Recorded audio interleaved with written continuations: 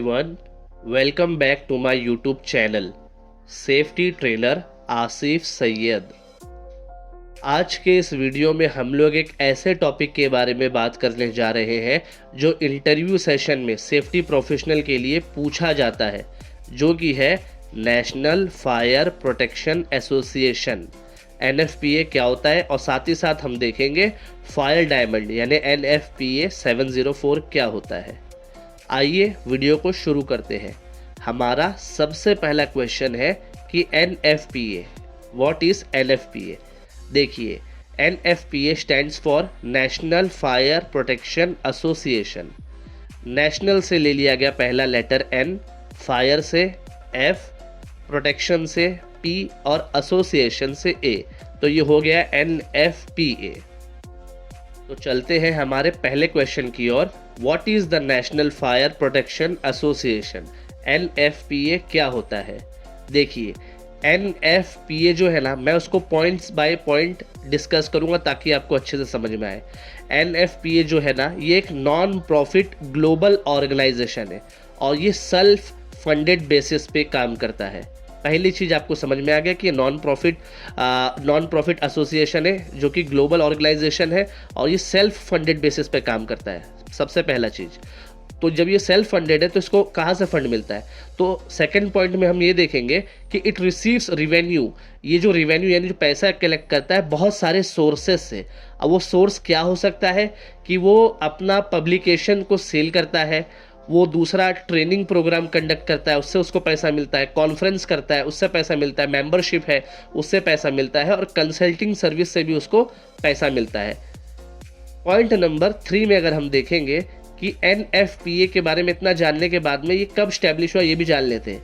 ये जो स्टैब्लिश हुआ है 1896 में स्टैब्लिश हुआ है और ये कुछ लोगों को ग्रुप, एक इंश्योरेंस फर्म हो गया, कुछ इंजीनियर्स हो गए, वो इंजीनियर्स हो सकते हैं इलेक्ट्रिकल हो, मैकेनिकल हो, केमिकल हो, और अदर प्रोफेशनल्स ने एक ग्रुप बना के उन लोगों ने फायर सेफ्टी को कंसर्न में ध्यान में रखते हुए इस चीज़ की उन लोगों ने शुरुआत की थी, जो कि आज बड़े पैमाने पे ना सिर्फ अमेरिका में, पूरी दुनिया में, एंटायर ग्लोब में ये फॉलो किया जाता है। पॉइंट नंबर 4 में अगर हम देखेंगे कि ये तो स्टैब्लिश हुआ 1896 में, तो कहाँ हुआ, तो ये स्टैब्लिश हुआ था यूनाइटेड स्टेट्स में, अमेरिका में ये हुआ था और इसका जो हेड क्वार्टर है ना वो है क्विंसी मैसाचुसेट्स में, अमेरिका में। पॉइंट नंबर 5 में अगर हम देखेंगे तो ये इस्टेब्लिश हुआ, ठीक है, क्यों हुआ, तो ये डेवलप और पब्लिश जो किया ना, इसने कम से कम 300 ज़्यादा से कोड्स और स्टैंडर्ड्स बनाया है। अब ये क्यों बनाया है, ताकि ये मिनिमाइज कर सके रिस्क को और जो इफेक्ट्स है फायर और अदर हैजार्ड्स का। अब वो क्या क्या है वो भी हम देखेंगे। पॉइंट नंबर अगर 6 की मैं बात करूं कि NFPA national fire protection association का जो मिशन है, वो मिशन क्या लेकर चल रहा है, क्या उद्देश्य लेकर चल रहा है, ताकि वो एलिमिनेट कर सके डेथ को, यानी मौतें ना हो, इंजरी ना हो, प्रॉपर्टी और इकोनॉमिक का लॉस ना हो, जो कि आग के वजह से या इलेक्ट्रिकल के वजह से या कोई भी रिलेटेड हैजार्ड्स की वजह से होता है।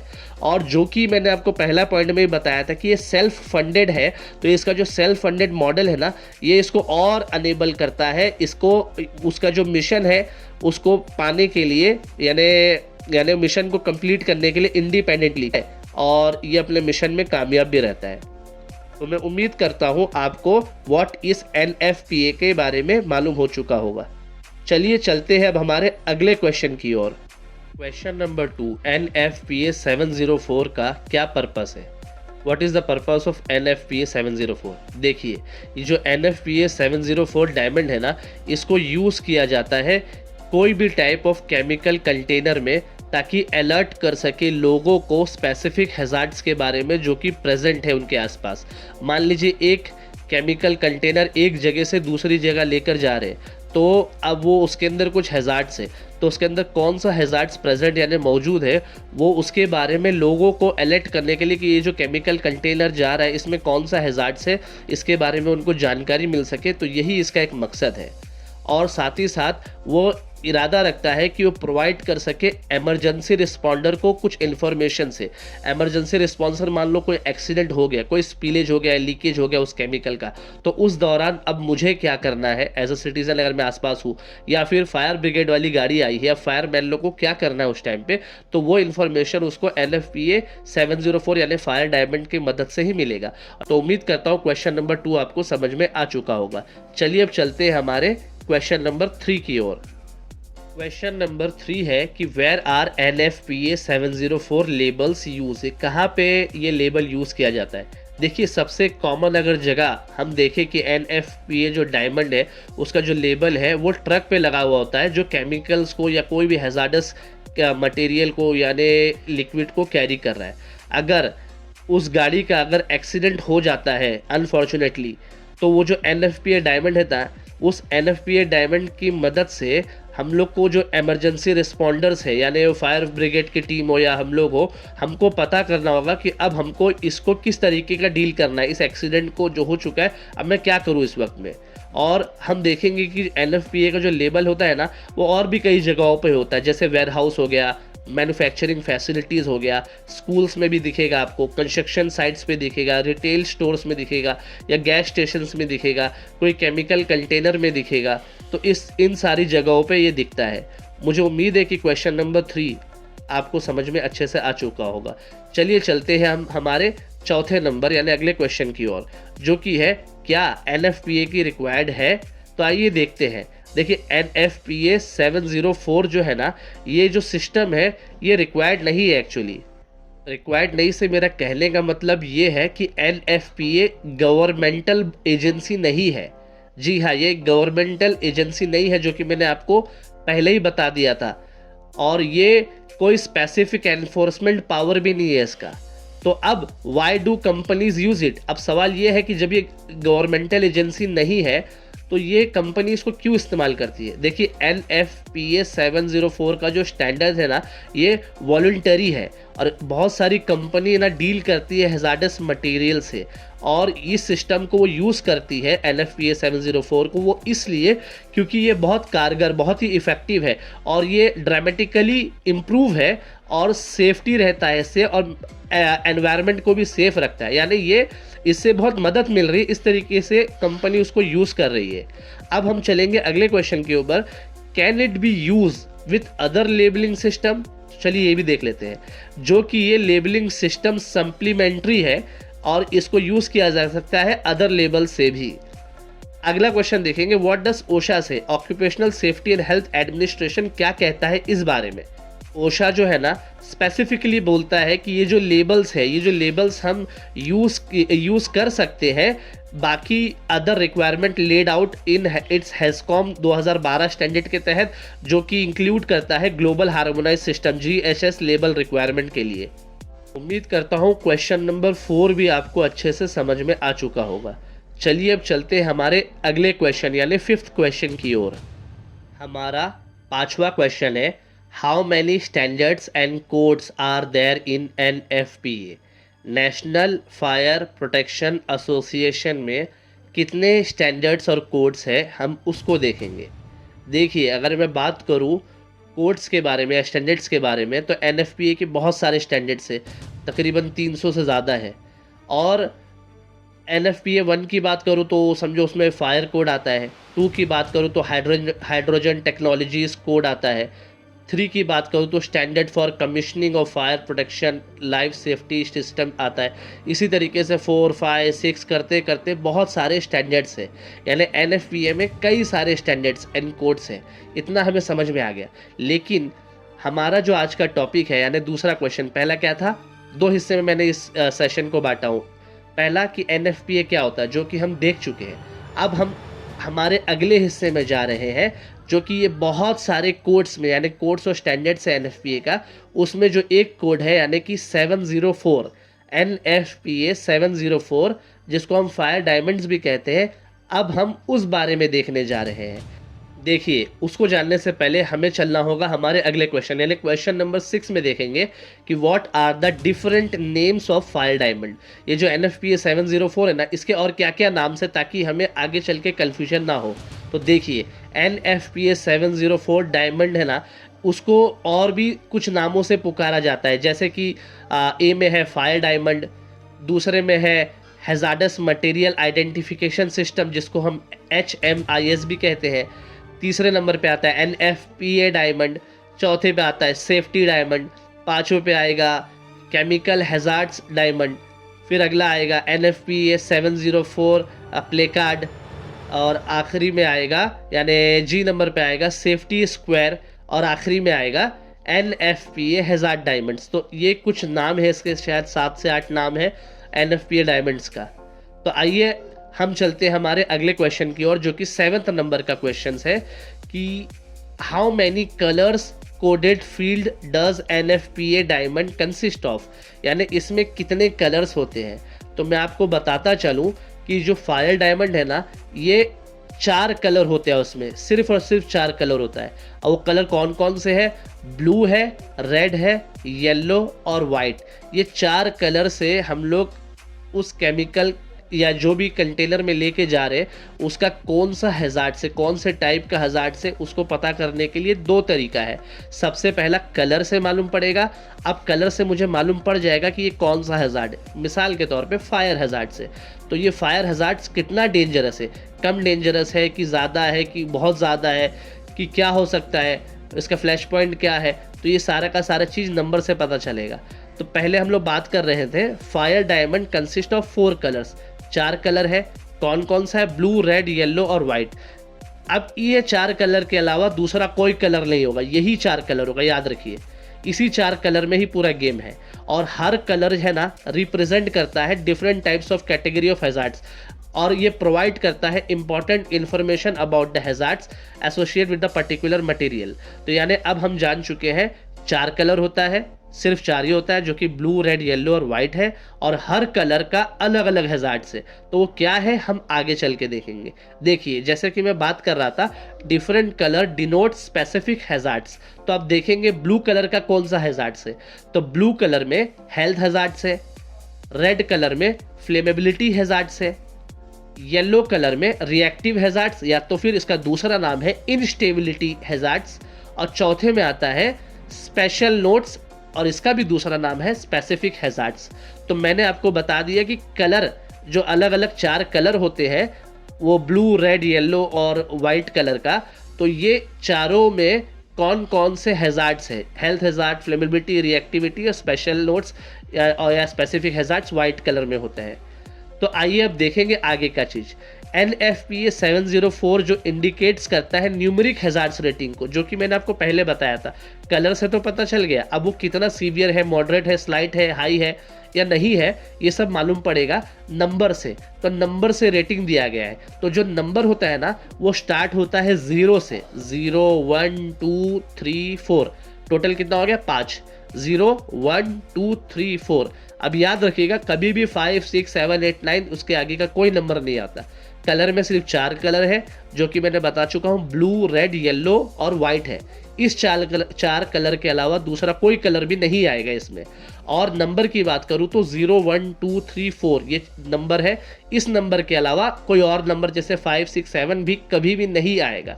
तो अब देखते हैं आगे का चीज़। देखिए NFPA 704 जो सिस्टम है ना, वो कलर कोडेड डायमंड जो कि 4 क्वाड्रेंट के तहत चलता है। यानी कि डायमंड जो होगा वो एक ही होगा, उस एक डायमंड के अंदर क्वाड्रेंट होगा, 4 क्वाड्रेंट, यानी 4 उसका हिस्सा या 4 साइज बोलो बराबर इक्वल साइज का होगा।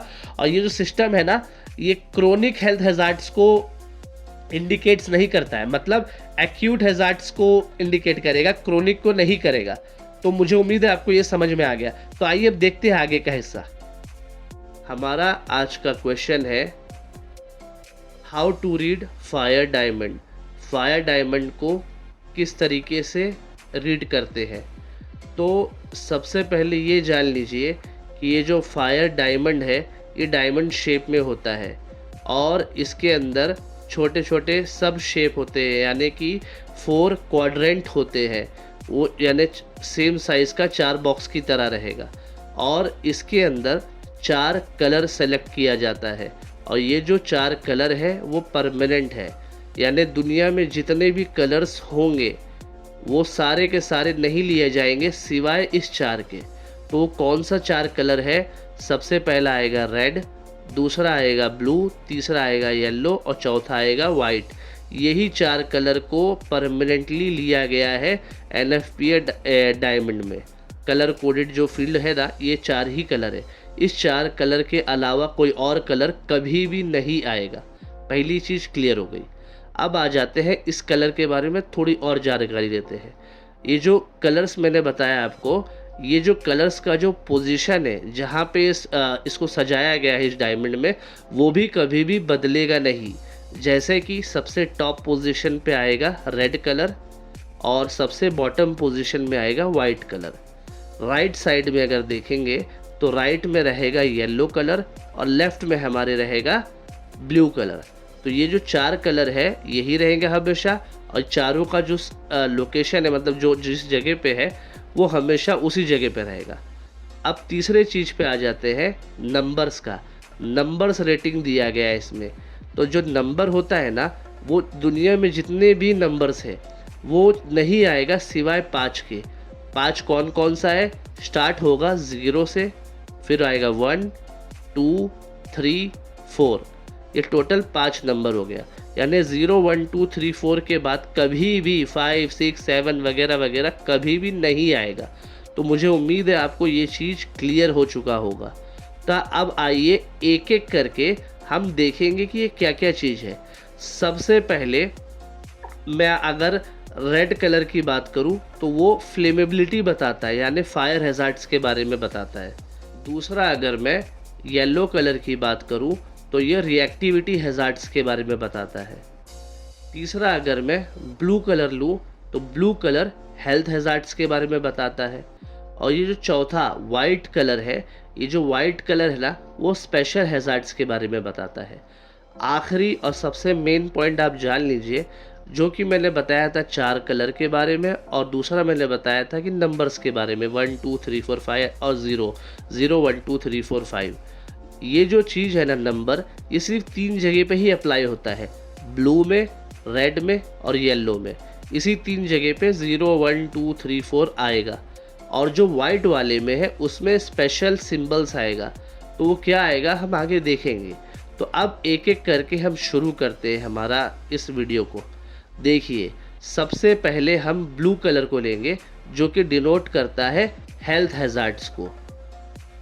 अब जो ये ब्लू कलर जो कि बैकग्राउंड में आपको फायर डायमंड में दिख रहा है, अगर उसमें 0 लिखा हुआ होगा तो आप समझ जाना कि ये नॉर्मल मटेरियल है, यानी इसमें हेल्थ हैज़ार्ड्स बिल्कुल भी नहीं है और इसमें कोई भी प्रिकॉशंस लेने की ज़रूरत नहीं है। No precautions necessary. अब अगर 1 लिखा हुआ होगा तो आप समझ जाना कि वो स्लाइटली हैज़ार्ड्स है, जिसका मतलब कोई ऐसा केमिकल होगा जिसमें ब्रीथिंग एपरेटस में बी वॉर्न, आपको पहनना चाहिए। अब अगर 2 लिखा हुआ होगा तो वो मॉडरेट यानी हैज़ार्डस है, तो वहाँ पे आपको क्या करना है, ब्रीथिंग एपरेटस के साथ साथ face mask must be Warne, face mask भी पहनना पड़ेगा। 3 लिखा हुआ होगा तो ये एक्सट्रीम डेंजर यानी कि सीरियस हो गया, यानी टॉक्सिक हो गया। अब इसमें आपको फुल प्रोटेक्टिव सूट के साथ साथ BA सेट को भी पहनना पड़ेगा। और अगर इसमें 4 लिखा हुआ होगा यानी कि लिए एक्सट्रीम डेंजर यानी डेडली, इसमें क्या हो गया, ये हाईली टॉक्सिक हो गया। तो इसमें क्या होगा, इंसान की जान जा सकती है अगर शॉर्ट टाइम एक्सपोजर हुआ तो ये था हमारा ब्लू कलर का, यानी ब्लू के बारे में, हेल्थ हैज़ार्ड्स के बारे में। चलिए अब चलते हैं हमारे दूसरे कलर कोड के पास। दूसरा जो कलर है वो है रेड, फायर हैज़ार्ड्स के बारे में, यानी वो फ्लेमेबिलिटी बताता है। अब अगर उसमें 0 लिखा हुआ होगा तो इसका मतलब जो भी अंदर उसके केमिकल है will not burn under normal condition, यानी वो नहीं जलेगा। वो 0 का मतलब यही है, यानी वो सेफ़ है। अब अगर उसमें 1 लिखा हुआ होगा तो समझ जाना कि ये स्लाइटली कंबस्टिबल है। अब ये स्लाइटली कंबस्टिबल है यानी 200 डिग्री फ़ारेनहाइट के ऊपर अगर रहेगा तो ये कंबस्टिबल हो सकता है। इसके लिए क्या चाहिए, और मतलब इसको ना रिक्वायर चाहिए स्ट्रॉन्ग हीटिंग टू इग्नाइट, यानी इग्नाइट होने के लिए, जलने के लिए ना बहुत ज़्यादा हीटिंग की ज़रूरत है। इसके लिए इसको 200 डिग्री फ़ारेनहाइट से अबव बताया गया है। आगे बढ़ने से पहले आप ये चीज़ जान लीजिए, जो फायर हैज़ार्ड्स है ना, रेड कलर वाला फ्लेमेबिलिटी के बारे में जो बताता है, ये पूरा का पूरा ना फ्लैश पॉइंट के वजह से, अगर आप फ्लैश पॉइंट अगर आपको पता होगा तो आप इसको अच्छे से पढ़ पाएंगे। अगर आप लोगों ने मेरा फ्लैश पॉइंट वाला वीडियो नहीं देखा है तो मैं डिस्क्रिप्शन पे उसका लिंक दे दूंगा, तो आप जाके मेरे इस वीडियो को भी देख लीजिएगा, ताकि आपको ये वाले फायर हैज़ार्ड के कॉन्सेप्ट आपका क्लियर हो जाए। तो मैं जाते जाते खाली हल्का सा बता देता हूँ कि फ्लैश पॉइंट क्या होता है।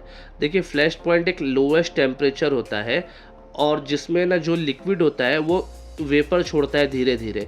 अब वो वेपर क्या करता है, वो मिक्सचर में हवा में जाके मिक्स हो जाता है और वो जल सकता है अगर कोई इग्निशन सोर्स उसके प्रेजेंट में है तो ये नॉर्मल सा मैंने आपको बता दिया मोटा मोटा। तो चलिए आगे चलते हैं। फायर हैज़ार्ड यानी रेड कलर में 2 लिखा हुआ होगा तो आप समझ जाइएगा कि वो बहुत ही ज़्यादा कंबस्टिबल है और इसमें क्या होगा, मॉडरेट हीटिंग टू इग्नाइट, और फ्लैश पॉइंट जो होगा ना 200 डिग्री फ़ारेनहाइट से कम होना चाहिए। चलिए, अब अगर उसमें 3 लिखा हुआ होगा तो समझ जाइएगा कि वो सीरियस है यानी वो फ्लेमेबल है, और उसका जो फ्लैश पॉइंट जो है ना 73 डिग्री से लेके 100 डिग्री फ़ारेनहाइट तक का है। अब अगर उसमें 4 लिखा हुआ होगा तो वो एक्सट्रीमली फ्लेमेबल है, ये फ्लेमेबल गैस और लिक्विड होगा, और इसका जो फ्लैश पॉइंट होगा ना वो 73 डिग्री फ़ारेनहाइट से नीचे होगा। और ये जो मैं बता रहा हूँ आपको डिग्री फ़ारेनहाइट जो भी बता रहा हूँ, अगर आपका फ्लैश पॉइंट का कॉन्सेप्ट क्लियर है तभी आपको ये फायर हैज़ार्ड्स के बारे में पता चलेगा सही से। तो आप ज़रूर जाके मेरा वो वीडियो देखिएगा। अब हम चलते हैं हमारे तीसरे कलर की ओर, जो कि है येलो, जो कि इंस्टेबिलिटी और रिएक्टिव हैज़ार्ड्स के बारे में बताता है।